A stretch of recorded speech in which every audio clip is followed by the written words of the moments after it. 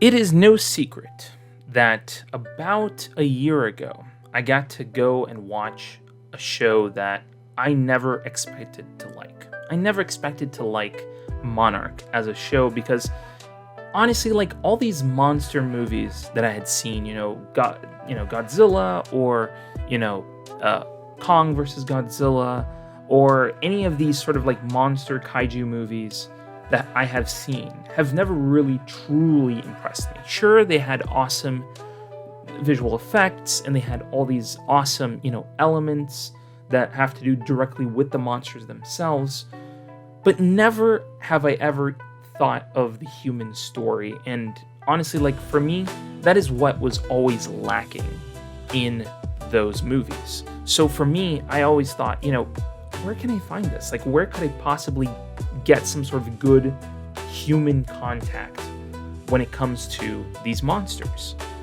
And lucky enough, Monarch was what shifted the tide for me. And I think that story alone in the first season, I think, was brilliant. Being able to be pieced together in all those different elements. And if you want to see me talk about it, I have posted a video on this channel where I go deeply into the things that I loved and did not love about the first season, but I mostly love that season a lot.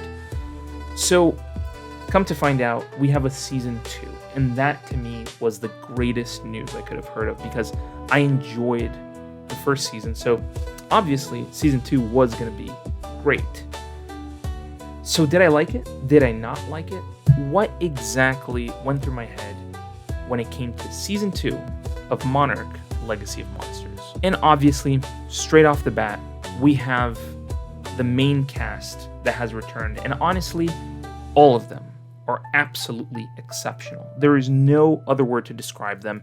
And just so you guys could remember, those who didn't watch the first season, but obviously, if you are watching this video, you already have watched this show. But obviously, Anna Sawai, Wyatt Russell, Maria Yamamoto, Kurt Russell, Kersey Clemens, Joe Tippett, Ren Watabe, Anders Holm, Takehiro Hida, of course, and that's just the main cast. The main group that we have come to love and learn so much about, that have, interwoven a story that is so compelling. And I honestly, I have no qualms with the performances of these actors whatsoever this season. I mean, there's not one moment where I'm like, the acting is meh. No. Everybody was exceptional and great on this show, and I have nothing but absolute praise to talk about the returning cast of this show. And obviously, this show also has 2 big named newcomers to this show, and obviously, first one being Cliff Curtis, who absolutely does an incredible job here on this show, playing, the leader of Apex on this specific situation.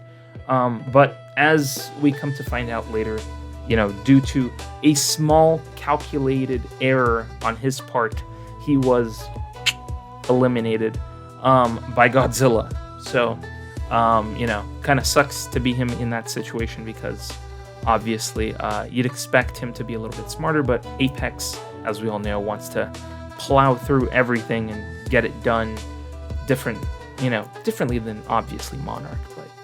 But he was absolutely great on the show, even for the small amount of time that he was there. And the second newcomer that we have, which I think is more notable, is Amber Midthunder.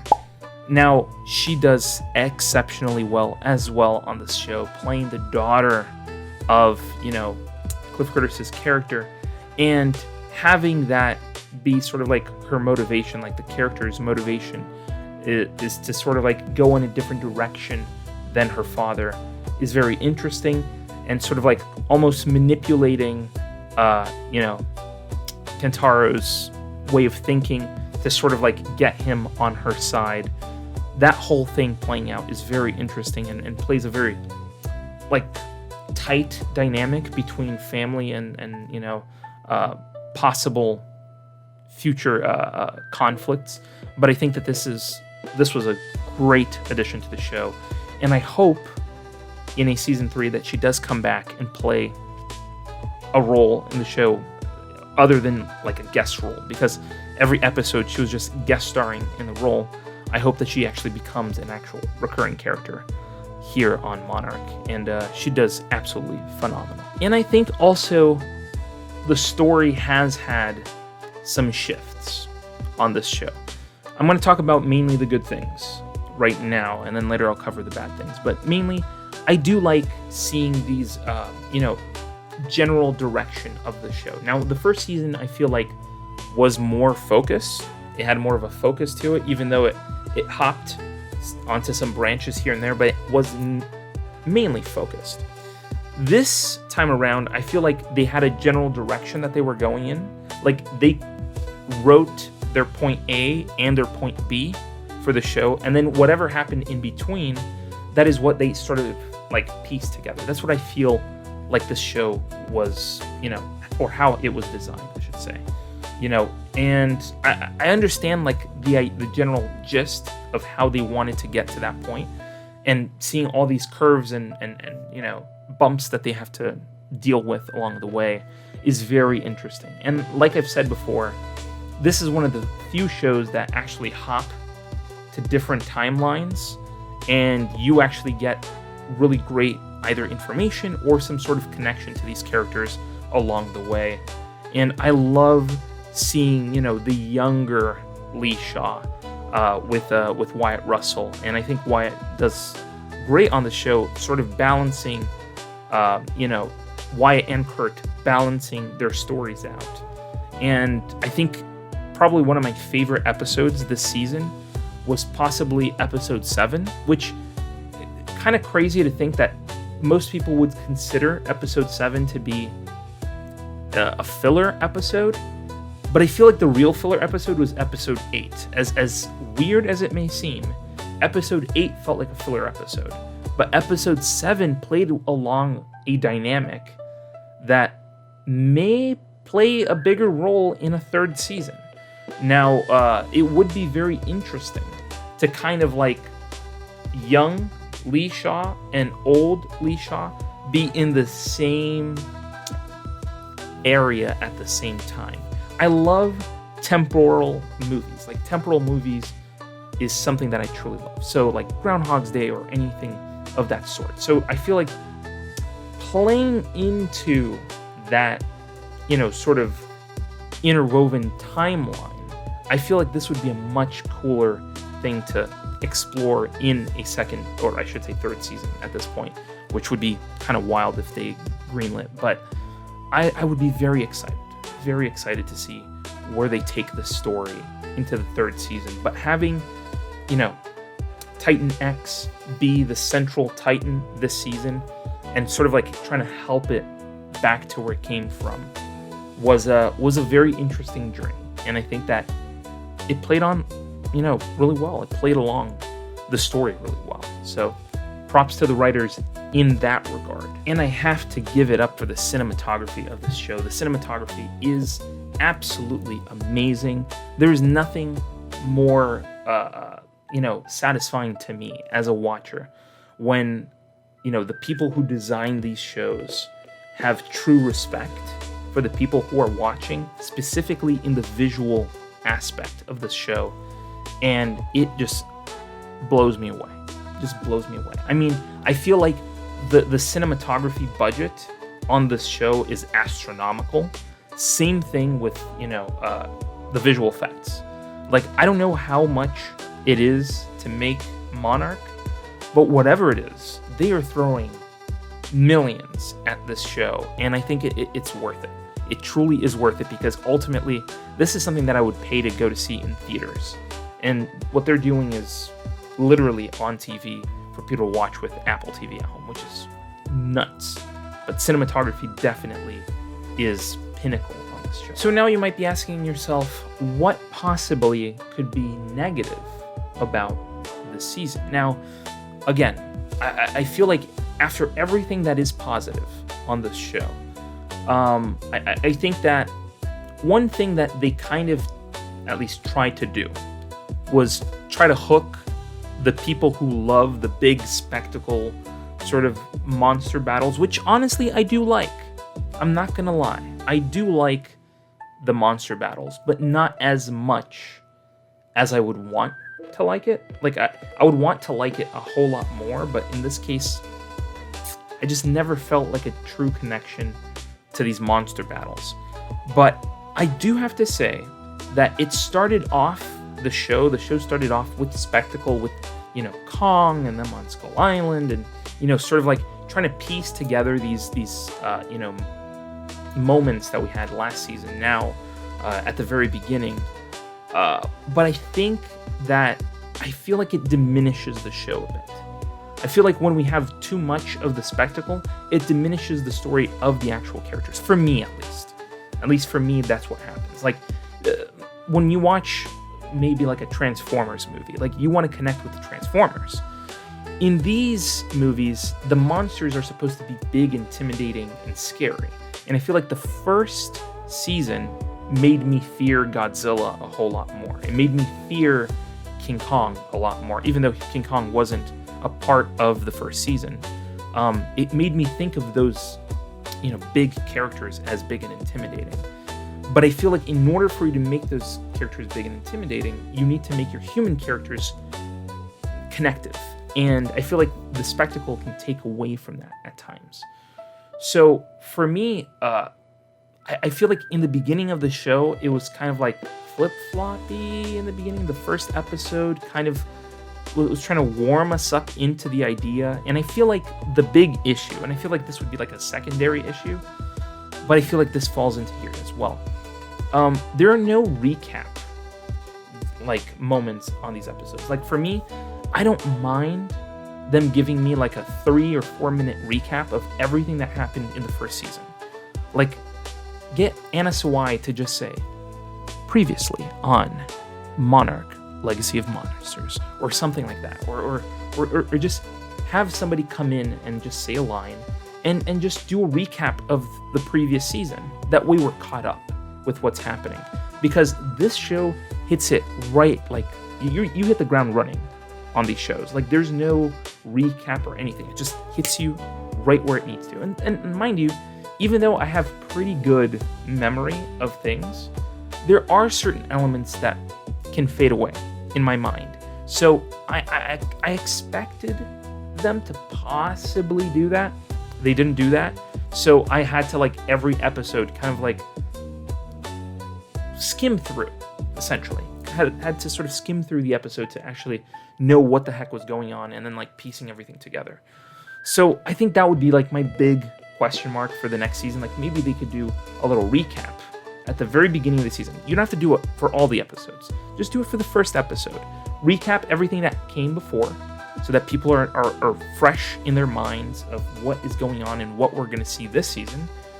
And then ultimately just let it play out. So I got to say that was probably a small piece of friction when it comes to the story, for me at least. So something I feel like would definitely benefit this show a little bit more is that if the episodes were a little bit longer. As crazy as it may seem, some episodes feel like, holy cow, you're watching a whole movie. And I'm not talking about this show, I'm talking about other shows. Some other shows, like, you have episodes that are an hour long, hour and 10 minutes long. I used to see a lot of that for, Handmaid's Tale.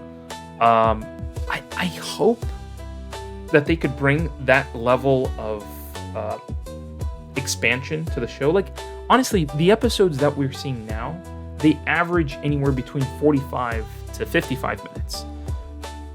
You could probably extend these episodes by another 5 or 10 minutes if you have a good story.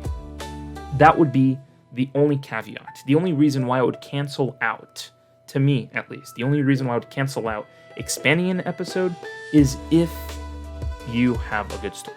If you don't have a good story, then don't bother extending the episodes, because honestly, it's just going to be a mess, and it's just going to be all filler going on out. So, I mean, I don't want that to be the case. So, I feel like that would be the only caveat for expanding the episodes. But if you do have a lot of story, like the show has, I really want to see more. And for me, like, the more time I spend with these characters, the more I love them. So that would be another thing that I would love to see going forward into a third season. Another thing as well that I wanted to, mention about the writing of this show that I think is important to talk about is that certain characters really feel a bit flip-floppy in my case, at least in my view. I think certain characters feel a little flip-floppy to me. And in this season specifically, there is a specific character that I feel like was not one, but two specific characters that felt a bit flip-floppy to me. One of them, obviously, is Chrissy Clemens' character, May. And the second one being Kentaro. I think those are the two flip-floppy characters this season. And I feel like they're trying to use these characters or utilize them in some sort of way that make some sort of impact on the show. And I feel like the impact that they have on the show is fairly minimal. I'm not gonna lie. Like, I'm not saying the actors. Forget the actors. I think the actors are excellent.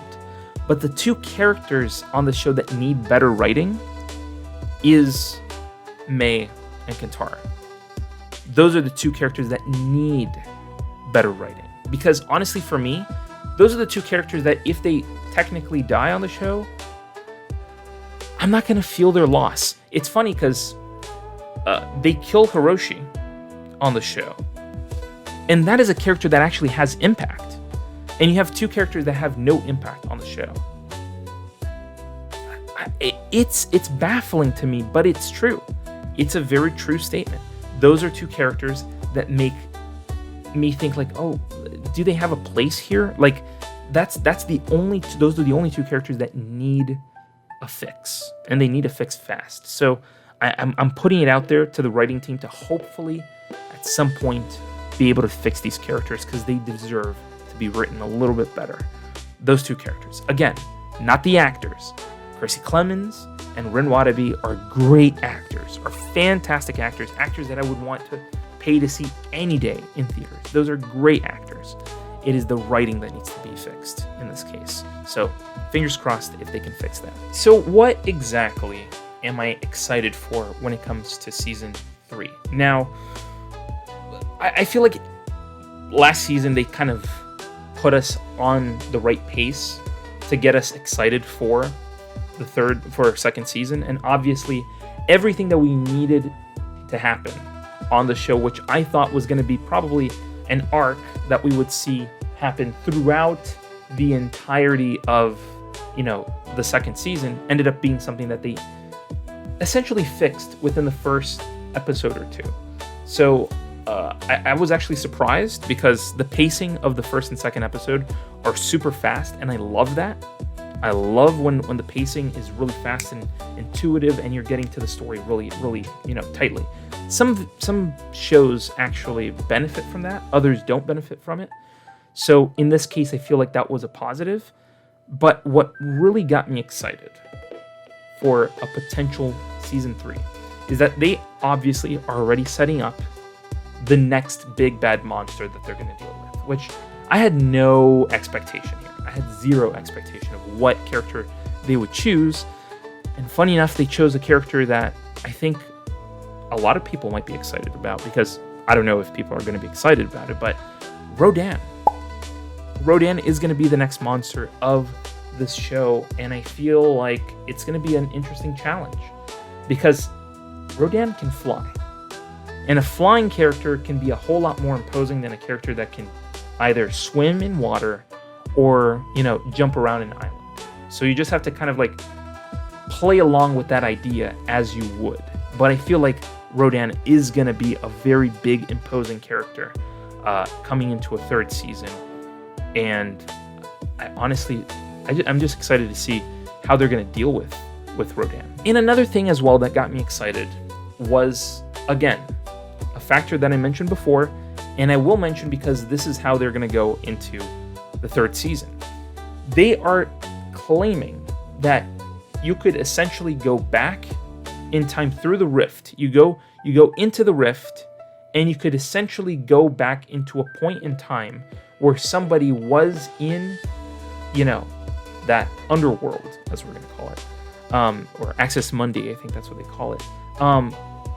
Axis Mundi, and actually grab somebody that was down there at a specific time. And they're saying that essentially you could bring back characters that have gone down there and bring them back to the surface and help them and save them. It's a really interesting concept. And that to me would be the one interesting thing that I would like to see in Monarch. As a matter of fact, if you give me the sort of time travel aspect of being able to go down there and see people from a different, point in time that actually visited this rift and Axis Mundi and stuff, that alone gets me interested in the next season. That's all you need to show me. You don't have to show me the big monsters, anything. That alone gets me very excited for where this show can go. So let's see what they do. I'm excited. I'm curious about where they're going to take a third season. They haven't greenlit it yet, but if they do take it into a specific direction, I'm very curious to where they're going to take it. But like I say in all my videos, that's how I think. These are the thoughts that plague my mind at night before I go to sleep, and I just have to get them out to you. And that's where I throw it to you. What do you think? Did you like Monarch Season 2? Did you not like Monarch Season 2? Is Monarch a show that you're going to continue to watch, or did you just give up on it this time around? Is there a specific element of Monarch that you want to see done in the third season? I don't know. I am just throwing these things out there into your living rooms, phones, or wherever the heck you watch my channel. And I want to hear from you down below in the comments. And while you're down there, hit the subscribe button and hit the bell to be notified when new videos go live on this channel. And thank you so much for watching this video, and I'll see you in the next video. Scrolling through YouTube, same old routine, then bam, movie savant, what a scene. Trivia bombshells dropping knowledge like rain. Forget the dishes, gotta watch it again. Movie buffs unite, savants to place. Subscribe and hit the bell, don't leave a trace. Next level knowledge keeps you in the loop. Savants got the scoop, ain't nothing to recoup.